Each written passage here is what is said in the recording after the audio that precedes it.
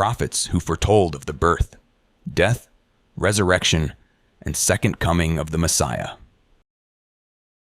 The united monarchy of Israel, which continued through the reign of David and the reign of Solomon, was broken up at the time of Rehoboam, the son of Solomon.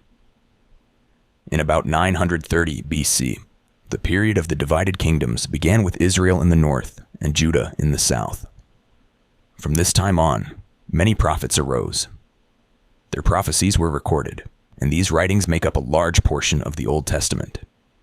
They prophesied about the destinies of Israel in the north, Judah in the south, and the nations of the world outside of Israel. But they also prophesied in various passages about the Messiah, who would be born within the history of their nation.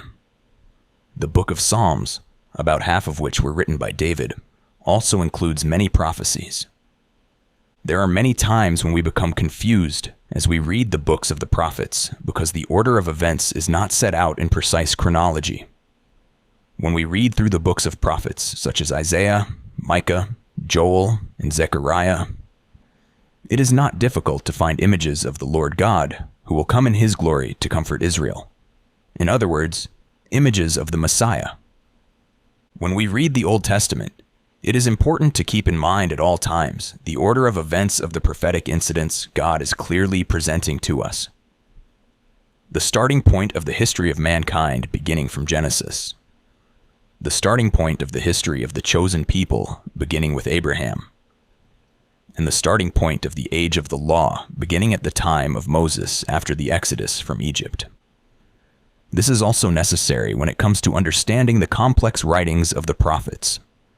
We need to view the historical events in the Bible, the law, and the writings of the prophets from the same perspective.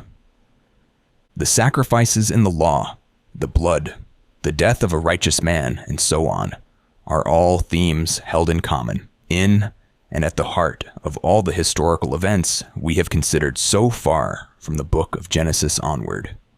The garments of skin of Adam and Eve, Abel's offering and death, the life of Joseph, the sacrifice offered at the Passover festival, and the various sacrifices offered in the tabernacle and the temple, etc. All these things we have discussed above are, without exception, directly related to Adam's sin, and at the same time testify of the suffering the Messiah would endure. It is also clearly promised that a time of hope was to unfold after the Messiah had suffered. Now let's turn to some of the passages in the books of the prophets that tell of the death and resurrection of the Messiah and the glory he would receive.